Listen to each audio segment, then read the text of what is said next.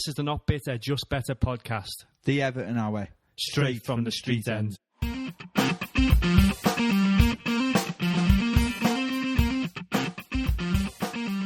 Howdy Blues, welcome to the Not Bitter, Just Better Everton podcast. Mr. Johnny 7 here, as always. I am Monday the 10th of March, and it's been the longest day ever again, because I'm old and I can't do weekends anymore.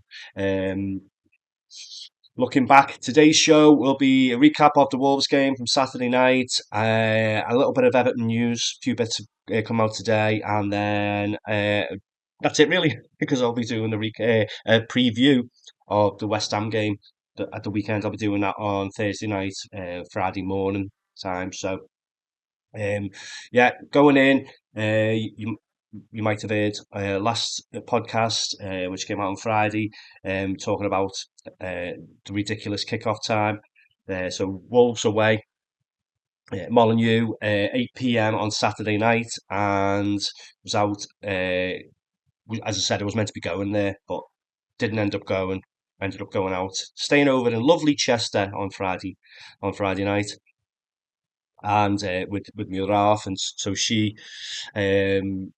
so we ended up doing a little bit of shopping on Saturday, and then going out for extended birthday celebrations Saturday daytime, trying to find a pub that showed the match, which wasn't entirely easy, to be honest. And it was made more difficult by the fact that I probably started drinking again about 2 p.m. So yeah, it's not big and it's not clever. So the match was a little bit blurry. You might have noticed, I did say last week that I was going to be a lot more active on the social media platforms this week, and I was to an extent until Saturday happened, and then it was just kind of away with the fairies. Still trying to get used to this new phone and that, but anyway, yeah. So trying to get a signal to see what the team news was. I think there were no real surprises again. Pickford, Brian, Tarkowski, Brandwaite, Mikalenko, Garner-Gay, James Garner, Lindstrom, Decore, Harrison, and Beto. So Decore straight back in. And Wolves, Jose Sarr, Doherty, Agbadou, Totti, Semedo, Andre Gomez, Aitnori, Monetsky, Bellegarde, Strand Larson. Okay, and so as I say, no real surprises there. The Blues started off pretty well and ended up taking the lead through an unlikely source, or is unlikely as in he hasn't scored so far this season. But I think a lot of people have been saying, Moyes himself has been saying, they really should be producing more. Goal from Jack Harrison, with a lovely, crisp, clean strike. Not. I think it took a couple of deflections in it, where the most notable one of Matt Doherty. But first goal for Jack Harrison this season in the 33rd minute, after an assist from Lindstrom, and his first assist of the season as well. So starting to divvy it around a little bit more, finally. And unfortunately, though, that lead did not last. The 40th minute, Wolves managed to get back level. Monetsky scoring his first goal, and the first Zimbabwean Premier League goal since 2011. Random stat, Benjani. And I want to say I was completely locked in on this match, and I saw it every minute, and I can't say I was, unfortunately. That's not to say I wasn't watching it. It's just, it's when it was someone's bright idea, mine, to get on the Tiki Fires. Jesus. Why do people indulge you when you do this stuff? When you think, you know what's a shot time, and normally it's something sensible, like relatively simple, sensitive, like a Jaeger bomb. It's not overly heavy, is it? But then you get your sambucas and your tequilas and all that nonsense. But Tiki Fires, like, double them. Oh yeah, just blow your head off, and then so just on the normal ales, like I like a Shipyard and all that kind of stuff, or a Gamma Ray or Neck Oil, but then Tiki Fired on top, and then onto the rums.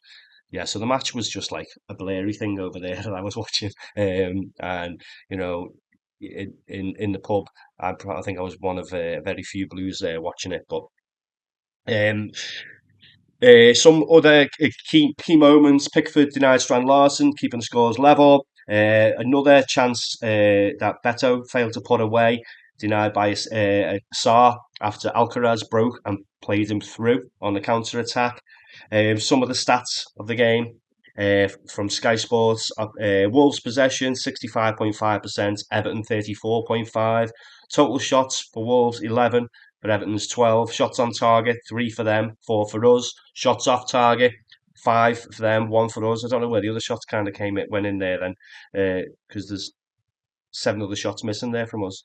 Oh, shots blocked. There we go. Yeah, there's the other stat. So, Wolves 3, our 7.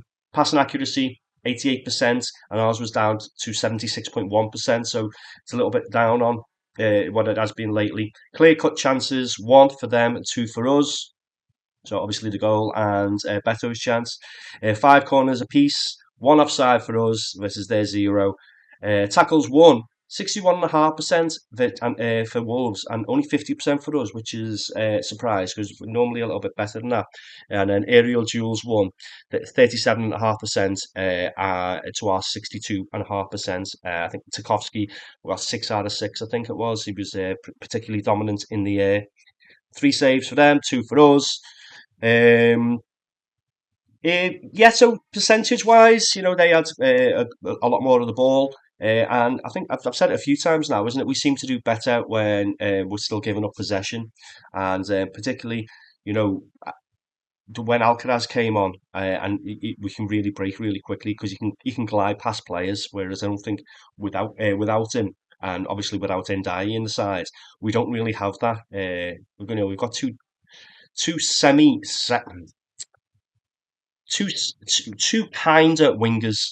I'd say they're more like wide midfielders rather than wingers, and they're not really blessed with a whole lot of pace and skill. Uh, yeah, Lindstrom's got a little bit more about him pace wise, but he's not really using that much at the moment. So. Yeah, so when Alcaraz came on, he carried the ball a little bit more, and yeah, set us off on the break. So I think he's got to be pushing for a start now, hasn't he? Maybe as early as the West Ham game coming up. So, 1-1. Some key moments or key thoughts. Man of the match, Idrissa Gueye. Harrison was the man of the match given from a few places, but Idrissa Gueye, tireless midfield display again, consistently breaking up Wolves' attacks. If he could just drive it forward a little bit more, but then he wouldn't be at Everton again, would he, if he was doing that? Um, so manager reactions: Davy Moyes happy with the point overall, showed resilience despite lacking quality today, and that lack of quality was there. But again, Wolves, we've kept that the distance, 10 points ahead of them still, 16 points above the drop. Compared to 1 point above the drop when he came in. So keeping on building. I think there was a little bit more of a negative feeling around this game. They didn't have Cunha playing, so they probably were there for the taking a little bit more. But they proved that they're not just reliant on one man. And they had others chipping in there as well, and decent performers. Pereira said. They dominated the second half and they're disappointed not to win, but happy with the team spirit. So kind of mixed messages really there, isn't it, from the managers? Uh, Moyes wouldn't normally come out and say he was happy with the point under those circumstances, but I think on reflection, 8 games undefeated, again apart from the FA Cup game, so 8 points in 8 games in the league, still only that sole loss in his first game against Villa. So it's just mad, isn't it, when you look at it and you think if with Dice in charge, and you look at we're taking 4 points off any team in the league, and you'd wonder how, but then we're disappointed in a to an extent of getting a draw at Wolves. So I think it's one of those. We've stretched the unbeaten. I think West Ham's going to be a tricky game as well. I'll talk more about that on Thursday night / Friday. But overall, as I say, 8 games, stretching that unbeaten run, and putting more daylight in between us and the bottom three and keeping that distance. If they'd have beat us there, they would have been within 7 points. And now we can continue to look up. I think I saw a stat before. We're closer to the Champions League places now than we are to the relegation zone. So, that's very, very, very unlikely to happen. But it's nice to see those kind of stats and see us moving forward and looking up rather than looking down. So 1-1, and some bright points to take away from it. Harrison getting off the mark for the season, and chipping in a little bit more again, and Lindstrom getting off the mark, and starting to maybe getting them on the board for more what they should be doing as wide players and contributing in an attacking sense. They've been working hard, but not having those goal involvements really, really, it's not good enough, is it? So, and I think Moisey has been drilling that message home. And what I will say though is, and I know a few other people have said this, they did look quite leggy and tired. So this one weather training and a 10-day break, I don't know whether it's helped a whole lot.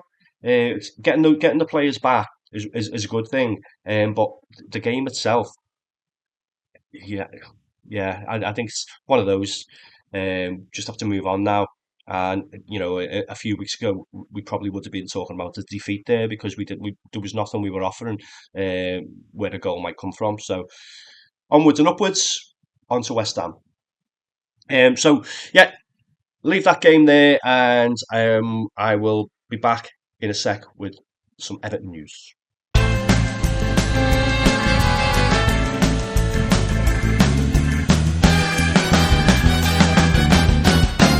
News.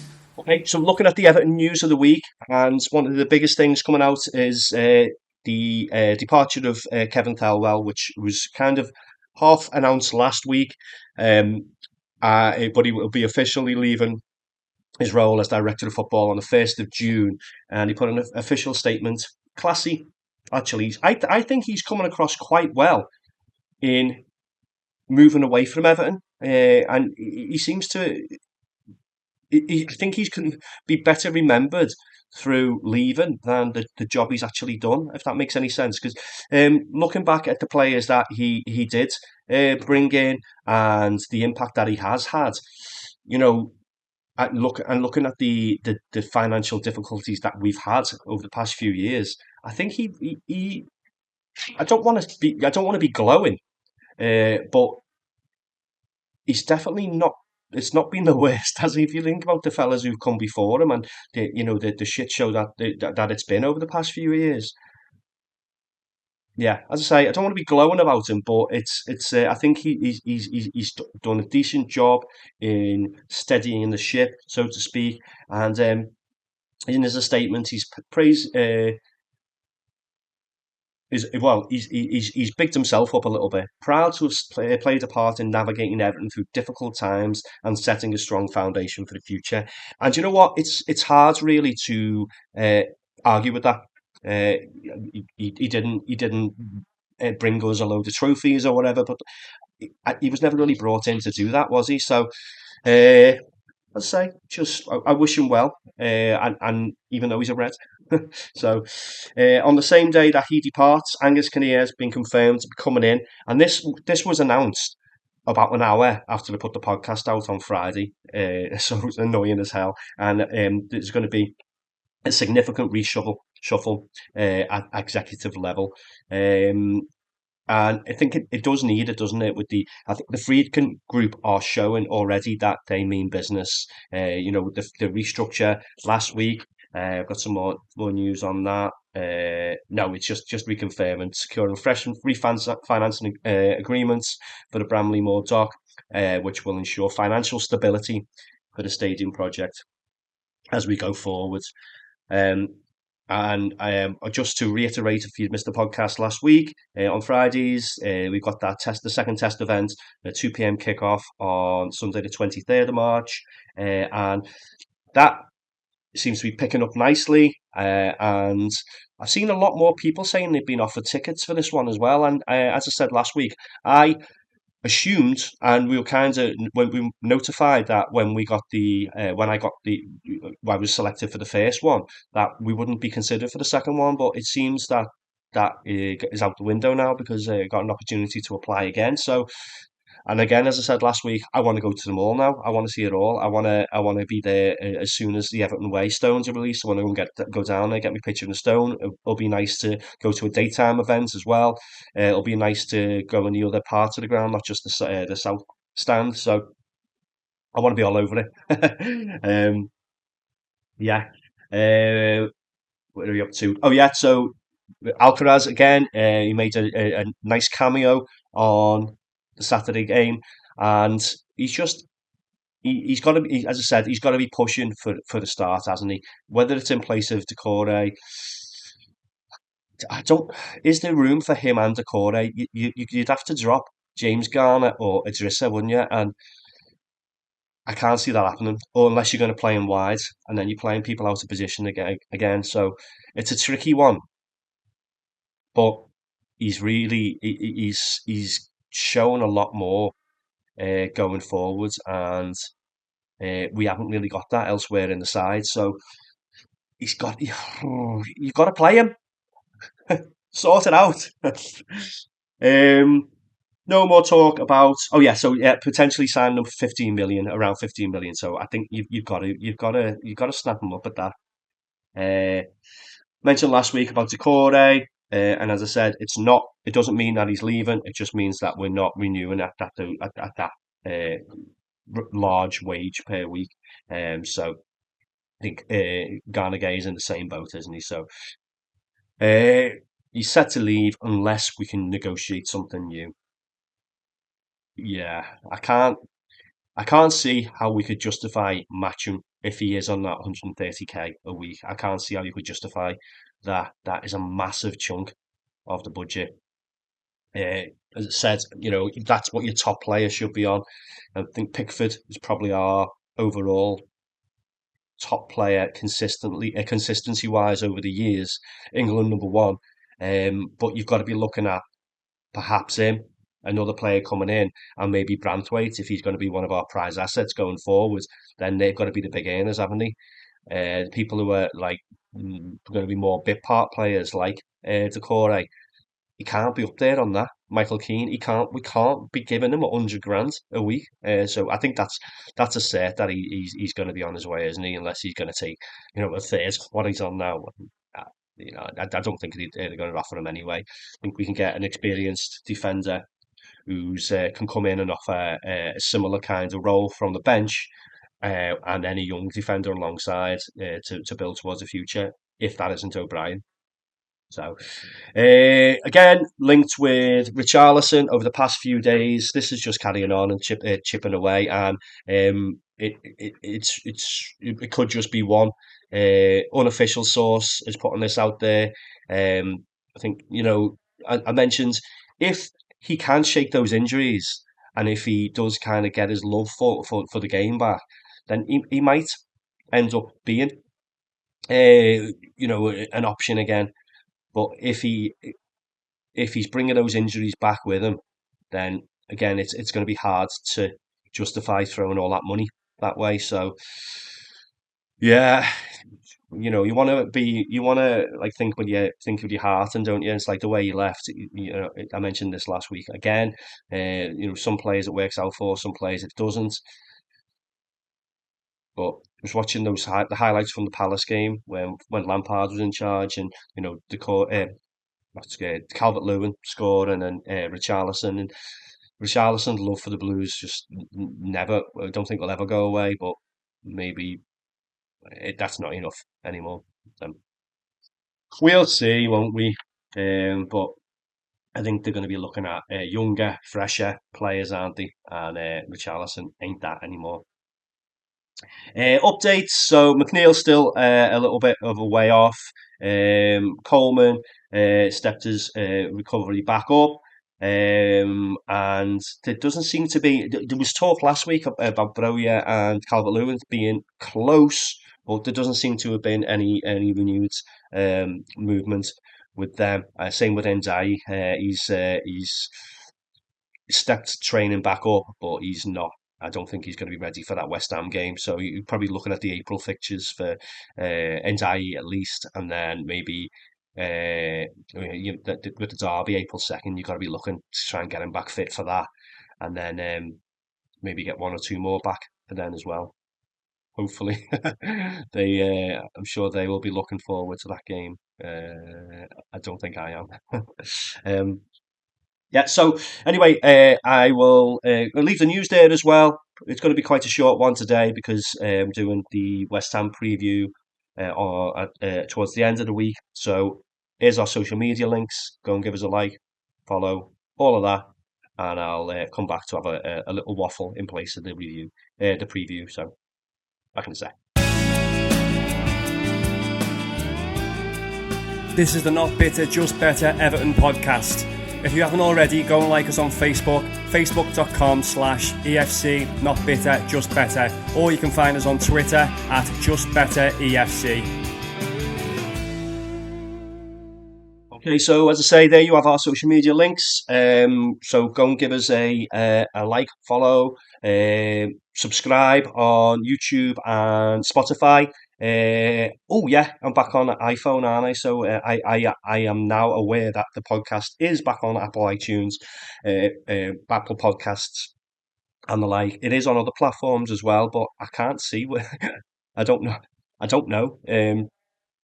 Yeah, so I listen. I make sure that it's all hunky dory.